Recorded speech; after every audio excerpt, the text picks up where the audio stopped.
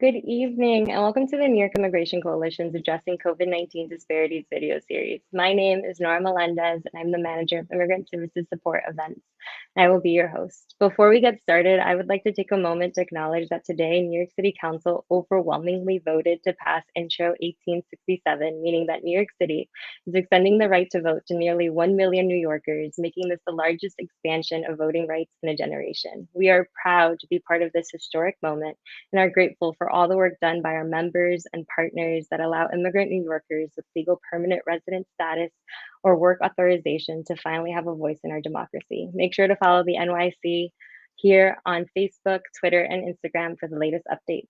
Today, we'll be hearing from Charlie Driver from the New York City Department of Consumer and Worker Protection. We'll be discussing the rights you have as a worker, regardless of your immigration status, and the resources available to you. Yep. Welcome, Charlie. Thank you so much, Nora. Thanks for having me. Really appreciate to be back with NYIC talking about worker protections. It's something we're really passionate about here at the agency. It's obviously a big part of what we do. Before we dive into sort of going through worker protection questions, exploring what it means to be a worker in 2021, soon to be 2022, navigating a workplace that may not always feel as safe as it did before the pandemic. I'll just give a quick overview sort of who we are as an agency and what we do. So again, my name's Charlie Driver. I'm part of the community affairs team here at the Department of Consumer and Worker Protection in the city of New York. So we're a city agency that protects and enhances the daily economic lives of New Yorkers living in and working in the 5 boroughs. We do that by licensing more than 59,000 businesses in the city and regulating them. We enforce worker protections, including some of the ones we'll talk about today, which is the paid safe and sick leave law, as well as things like freelance worker protections and the Fair Work Week law for retail and fast food workers. We also house what we call the Office of Financial Empowerment, which is a center for financial empowerment for all New Yorkers.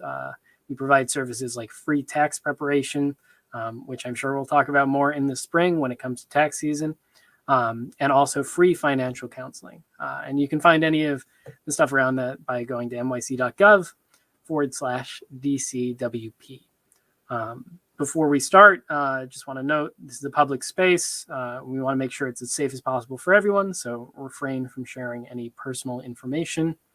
And then, Nora, I might have preempted something you were going to say, but if you want to talk a little more about, how to get in touch with NYIC.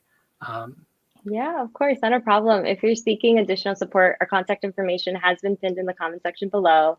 And if you're based in New York City seeking legal assistance and would like to speak with an immigration lawyer, please fill out our immigration legal request form, and we will be able to get you in touch with someone.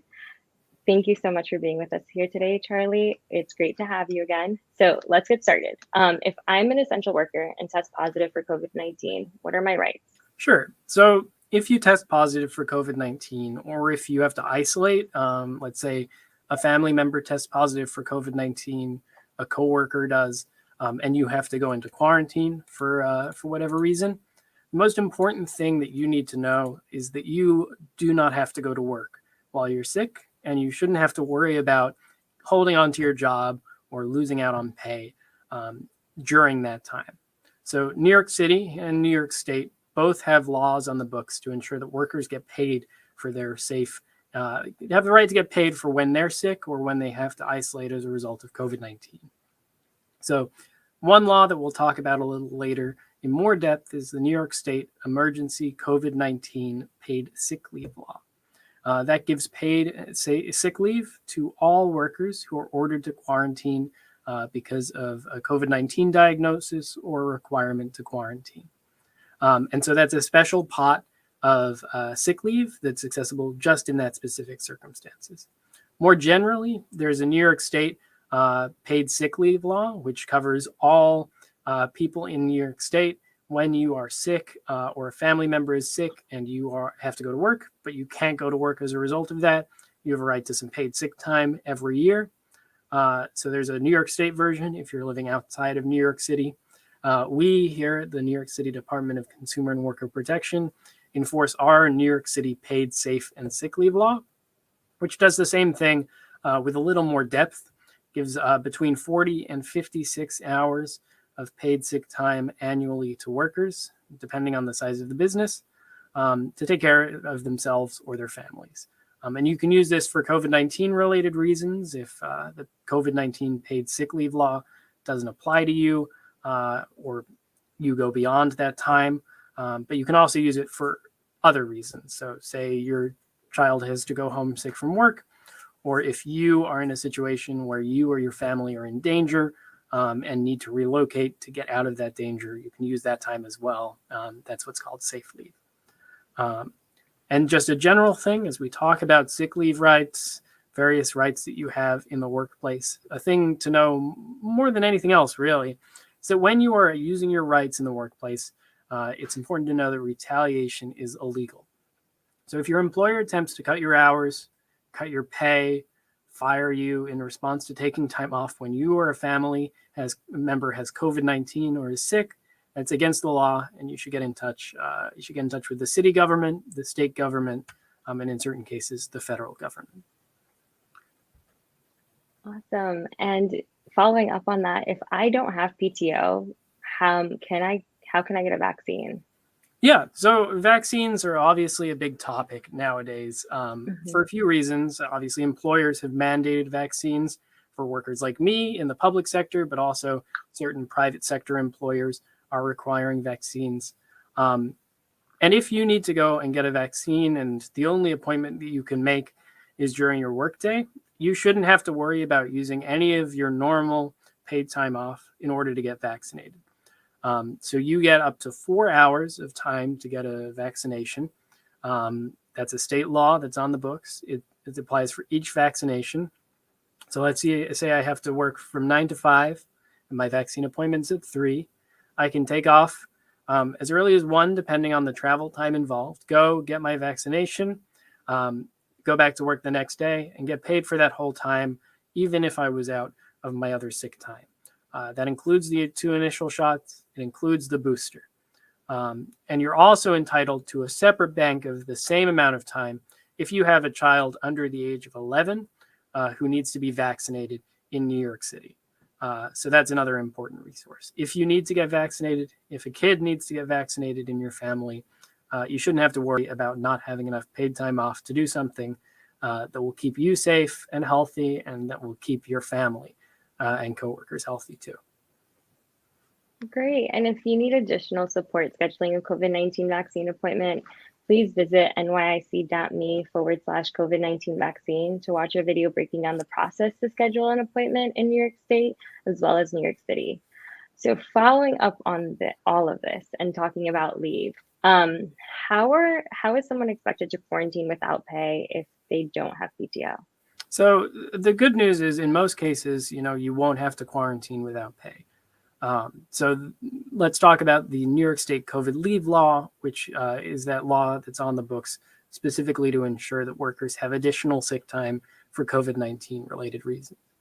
So if you come down with COVID-19 or you have to isolate, the contact tracer who will contact you or your state health, your municipal health agency will be able to contact you and help you out in getting what's known as an order of quarantine. Under that, you unlock extra days off. So you get basically up to 14 days of quarantine that's secure. You don't have to worry about, adverse penalties as a result of you taking time. And a lot of that time is also paid, depending on the size and scope of your employer. So I'll just break that down quickly. So within a 14-day quarantine period, if you work at a place with 1 to 10 employees and an income of less than $1 million, you'll have to do that entire leave unpaid, but you can use your paid time off that you may have to supplement that and make those unpaid days into paid days. If you work at a small employer, 1 to 10 employees that earns more than $1 million a year in revenue, that's at least 5 days initially paid. And then the remaining up to 9 days of those 14 would be unpaid.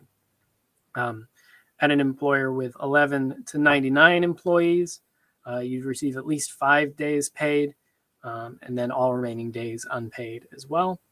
And then if you work for a large employer, if your employer employs more than 100 people, then you receive the full 14 days of quarantine fully paid out. And this can renew. Let's say you're still sick after 14 days and you need to stay out some more days. You can actually unlock a second amount of this bank. So you get another 5 paid days and X remaining days unpaid as necessary. You can use it in total up to 3 times. But after the first time you use it, which the first time can be either for isolation or for a positive COVID-19 test, for a second or third time, it has to be for a positive COVID test result. Hopefully, none of you have to, go through all 3 periods of isolation, but you never know. And the state has provided for when that may happen. And I know I'm sort of putting a lot of information out here and going into a lot of specific details. If you ever need more information about this, you can go to the New York State Department of Labor's website, to paidfamilyleave.ny.gov/COVID-19. And I think we've made that link available. Yeah. So that link is in the Facebook chat and it's at the bottom of the screen here.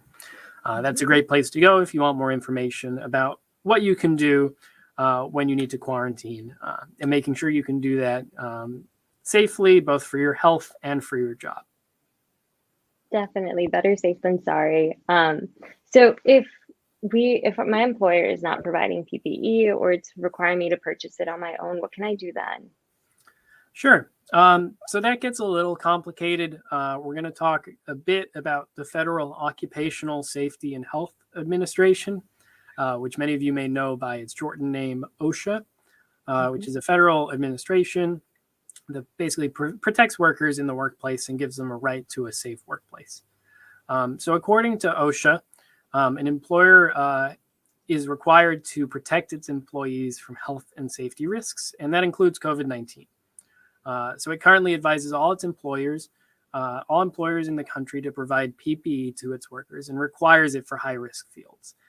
If you're not in a high-risk field, that's something like medicine work, other health-related things, places, or say a homeless shelter, somewhere where you're in close proximity to a lot of people, potentially sick, then there's limited sort of applicability of that. It's not necessary for your employer. But fortunately, for those of us who are concerned about COVID and may have, financial impediments or other impediments to getting access to personal protective equipment, New York State goes a little further than the federal government. When each business in New York State reopened last year, or in certain cases this year, it was required to develop what's called a COVID-19 safety plan.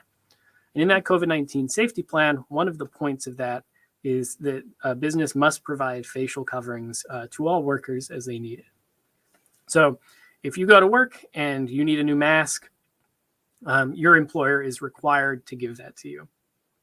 In the event that you aren't receiving that PPE from your employer, whether you've asked or whether it's just been made clear that that's not available, you should contact the New York State Department of Labor to talk more about what your options are at those.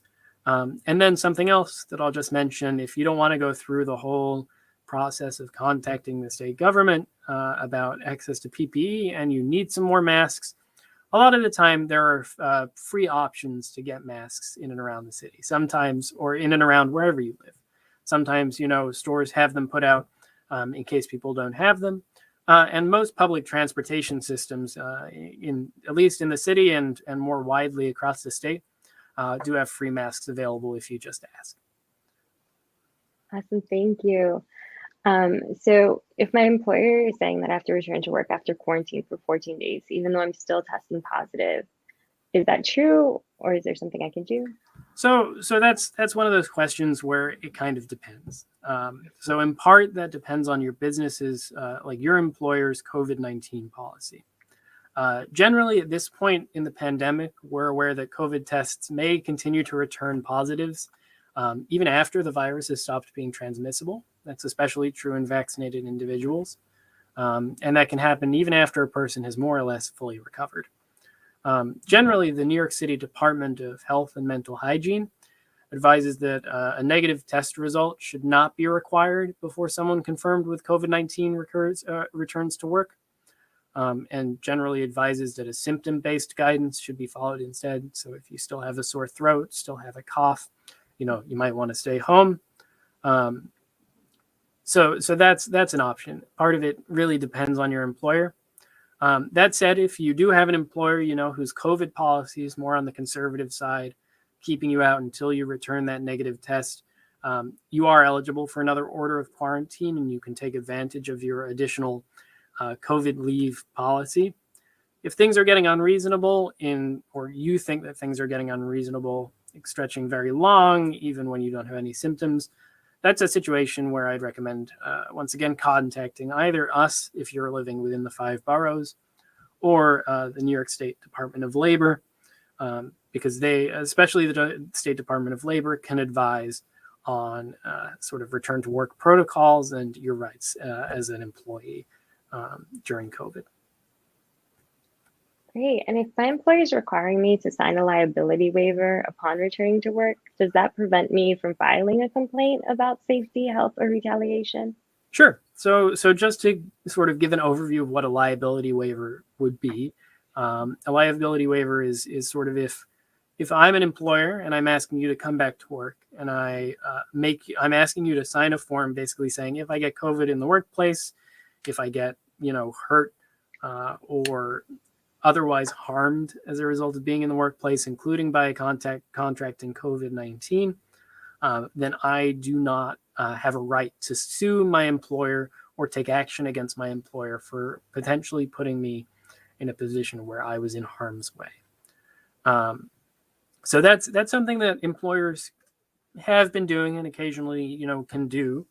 That said, OSHA says regarding liability waivers, and I'm quoting from their website here because I'm not neither a lawyer nor an OSHA professional, but they say that nothing in a liability waiver would prevent or preclude a worker's right to file a complaint under the Occupational Safety and Health Act. The worker continues to have the right to file a safety or health complaint and or retaliation complaint, regardless of any language contained in the waiver. So you have a right that is constant that you cannot waive to a safe, healthy work environment. And if you ever feel like you're in danger of that, in danger in your work environment, if it's unsafe, you can always contact OSHA. And we've put their contact information and their website in the chat, so you can see that. Okay, and what can I do if my employer fires me or takes other actions against me for raising workplace concerns and health concerns related to COVID-19? Sure. So this is an area where obviously case by case things can vary a lot, and I can't really give an overarching answer about what will happen if you complain about workplace safety and then are fired or otherwise, hours cut as a result. But generally, I can say a few things. One, if you're retaliated against for taking time off when you're sick, if you're using your normal paid sick leave, you can always file a complaint with us at the Department of Consumer and Worker Protection. You can also contact the New York State Department of Labor if you're using a state leave like the COVID-19 paid family leave.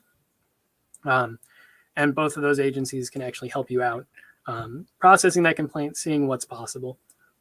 Excuse me. And then more generally, you can reach out to OSHA because they require certain safety standards in protecting workers from retaliation when a worker raises problems or concerns about those safety standards. So you have a right to contact OSHA to raise any concerns you may have about the safety of the business you're in. And I'll quote a little from OSHA again. They specifically say that under federal law, you are entitled to a safe workplace. Your employer must provide a safe and healthful workplace. If you have concerns, you have the right to speak up about them without the fear of retaliation. So you would be protected from retaliation if you believe that you face death or serious injury, and the situation is so clearly hazardous that any reasonable person would believe the same thing. that you tried to get your employer to correct the condition and was unable to obtain a correction, and that the situation is so urgent that you don't have time to eliminate that hazard through regulatory channels such as, calling OSHA. So that's a situation where potentially there's a risk of firing or something like that. But you can always just contact OSHA if you don't have any doubt, or if you have sort of doubts about the case you may have. It never hurts to reach out to your elected or to the government, to your elected officials. We work for you. Your elected officials work for you. And speaking at least for myself and my agency, we're really committed to making sure that New Yorkers can have the rights, have access to the rights that they have, and making sure that people live safe, empowered lives in the workplace and outside the workplace as well. That's awesome. And if an employee tests positive, right, is an employer required to notify other employees that happened? Mm-hmm. So OSHA does require employers to notify any employee who is in close contact with someone who tests positive for COVID-19. So you'll get a notification if that's the case. The employer can't disclose the COVID-19 positive person's personal information, so you won't necessarily know who tested positive, when you were in contact with them, any of that. But you will know that you were in contact with them, and then you'll enter quarantine potentially, depending on your vaccination status and the policies of your municipality and your employer. Okay, and can my employer force me to work if I have concerns about COVID-19, including a coworker having tested positive, personal medical concerns, or a high-risk family member living at home? Yeah, so that really that depends. Again, that crosses into OSHA's domain in the federal government. They say that generally your employer may require you to come to work during the pandemic, but some situations, including government emergency orders, may affect your ability to do so. So the government can close your place of employment. Say if you worked in a restaurant during the early days of the pandemic, or you worked at a theater, the government can tell you not to go to work. Generally, and obviously you're protected from going to work in an environment that is unsafe. That's against the law. But if an employer is taking steps to secure a safe environment, and you still have general concerns about COVID-19, then it gets into sort of trickier territory where the employer may well have a right to either reduce your hours or let you go. It then becomes sort of a legal question that I can't really get into the nitty gritty of. But generally, you want to make sure that if the employer is making a good faith effort that aligns with the laws and statutes of creating a safe work environment, he or she or they can request that you go into work and make you go into work. For example, I have to work in the office because my employer has made reasonable accommodations for my safety and is asking me to do that. And they are also providing certain accommodations for people, who may have certain reasons, but they reserve the right, if they don't judge those accommodations necessary, to ask me to work in the office. And if I say I'm still working at home, I wouldn't be working for the city anymore. Got it. And we've also included in the comment section all the contact information for DCWP, the Department of Labor, and OSHA as well, in case anyone wants to follow up with in a specific case and ask more direct questions. Thank you, Charlie, for this walkthrough. We will now start taking questions from the audience. Please remember, this is a public space. We want to make sure it's as safe as possible for everyone, so please refrain from sharing personal information. If you have a personal question, our contact information has been pinned in that comment section below. To get us started, our first question is, are there specific COVID-19 restrictions I should be aware of as an employer in New York State? So generally, there are the same COVID-19 restrictions, or I'm not fully up to date on every single one of them. There are obviously many. One of the big ones is the New York State reopening plan that I had spoken about earlier. So if you haven't reopened your business yet, I'd refer you over to the New York State Department of Labor. to look into that a little more. One thing that I will highlight that's important to note and came out kind of recently, if you are within the 5 boroughs, you should be aware that Mayor Bill de Blasio announced a vaccine mandate for employees in private businesses that will be effective on December 27th. So that's in just a couple weeks away. So if you work in New York City or work in a business in New York City, I believe that includes owners who work on site, you will be required to be vaccinated if you are working in the office or in the store, restaurant, you name it. For more information on that, the mayor's office is going to be releasing more information on the enforcement and regulatory side of things on December 15th. So that is next week, specifically next Wednesday. So there'll be more information on that if you're an employer on how to comply. And if you're an employee, the best thing you can do, is prepare to get vaccinated. And you can look online or go work with NYIC to get information on how to get vaccinated and more information about vaccines generally. Awesome. And we will be putting that video in the comment section as well if you need to learn how to schedule a COVID-19 vaccine in New York City or New York State. We have created a video on it, as well as a video debunking COVID-19 myths. So a follow-up question is, can I contact DCWP if I am undocumented? That's a nice and easy question, Nora. The answer is yes. Yes, you can. The rights that we enforce of the New York City Department of Consumer and Worker Protection apply to you regardless of your immigration status.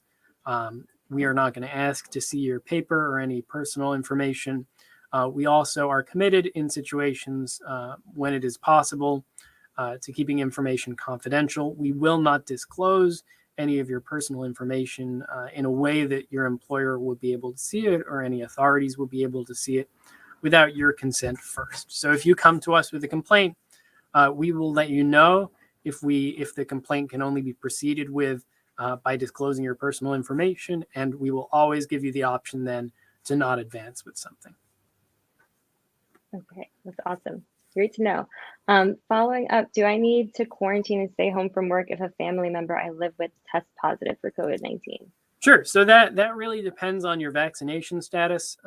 According to the New York State Health Department, if you're fully vaccinated, you don't need to quarantine, but you are required to wear a mask in all indoor settings until you either receive a negative test or 14 days pass from that time when you were exposed to COVID. If you're asymptomatic, so if you're, feeling fine, but you have been exposed to COVID-19, family member has tested positive, and you have gotten COVID in the prior 3 months, so, dating back to September, then you do not need to quarantine as well. However, if you are fully vaccinated, you then are required, if you aren't vaccinated or are not fully vaccinated, so if you've gotten only one shot of Pfizer or one shot of Moderna, then you are required to quarantine for at least 10 days and get tested if you develop any symptoms.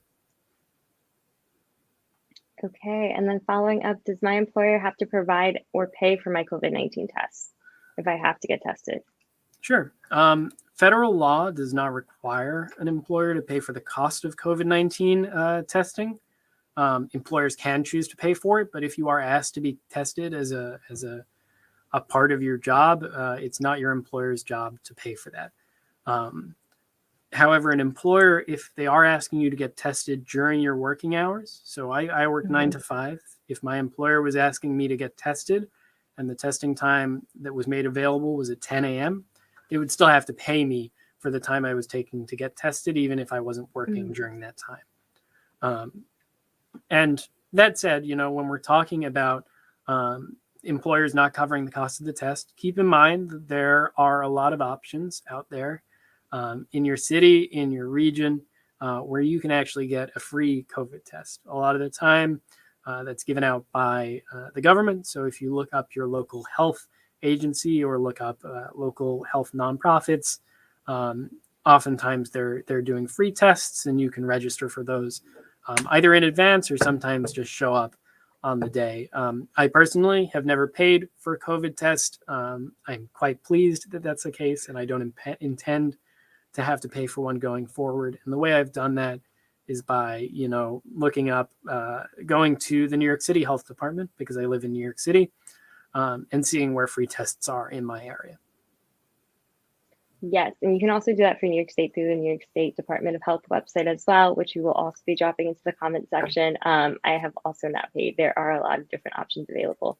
So please make sure you're looking out for those and different areas that are marked as community centers where they are not collecting immigration status information or health insurance information as well. Our next question is, what are the steps required for filing a complaint with DCWP? Sure. To file a complaint with DCWP specifically, you can call us at 311 or go to our website. I won't read out the specific information because it is all in the chat. But you can go to our website. In our workers tab, there is a button that says file a complaint. And when you go to file a complaint, there is an intake form that you will fill out. It'll ask you some questions, which you can fill out as much as you feel comfortable filling out. Obviously, in certain cases, it'll be harder for us to process a complaint if we don't have your name, especially if we don't have your contact information. But you give us information about what you're filing a complaint on, and we will then get back to you fairly quickly and very quickly if you mark it as urgent to clarify whether it's something we'll be able to help you with. And if it's not something that is covered by one of our laws, let's say it's related to the state COVID-19 law, then we would let you know where you need to go to actually get that sorted out. Okay. And then what are my rights as an employee when customers are refusing to follow COVID-19 guidelines? So a lot of your rights there really depend on what your employer's policies are. But in certain cases, when guidelines are required by law, for example, New York City's rules that require you when going to a restaurant or a concert to show proof of vaccination at the door, give you a right to basically refuse anyone service who doesn't comply. More generally, though, a lot of that is up to your employer. If your employer has a sign on the door that says masks required, then they may allow you to ask a patron to leave if they're violating that. They may also, in certain cases, tell you something else. And it's just good to check with your employer, ask them what the information is in terms of how can I handle situations where someone is not complying with our guidelines, making me uncomfortable, things like that. So when possible, and I understand that it's not always possible to have a conversation like that with your employer, but when you can, I would definitely recommend trying to figure out where the limits are in terms of what you can do and what you can't do in work, because the worst thing to do would be to overstep that and potentially get into trouble. Got it. And then following up, I think, on our previous question about steps required for filing a complaint, and I think you mentioned this as well, but can someone file a complaint anonymously? Yeah, you can file a complaint anonymously. There are certain situations in which it is necessary for us to have full information. That's especially true in a lot of workers' rights cases where if you're looking for like money that you're owed, for example, we will probably need to know your information for that. But again, more generally, we're committed to preserving your confidentiality when you reach out to us. So if you do reach out to us and give us your name or any other, identifying information, that will not be leaving the four walls of our office unless you consent to that happening. And we have rules about like preserving that confidentiality. The city is very committed to making sure that everyone who lives in New York City, regardless of your immigration status, regardless of your age, sex, gender, sexual orientation, all of those protected classes, that you are able to access city services, access the Department of Consumer and Worker Protection Services without having to worry about how that might affect you. Okay. Awesome. Well, it looks like those are all the questions we have today. So thank you again, Charlie, and thank you everyone for tuning in. Our next video in the Addressing COVID-19 Disparities series will be on Thursday, January 13th, 2022, so in the new year. And we will be discussing healthcare access and the resources available for immigrant New Yorkers and their families. To stay involved with the New York Immigration Coalition and the Department of Consumer and Worker Protection, follow us on Facebook, Instagram, and Twitter. Stay safe, take care, and enjoy your evening, everyone. All right. Thanks all. Yeah, stay safe, stay healthy. Happy holidays. Happy holidays. Take care. Thank you so much.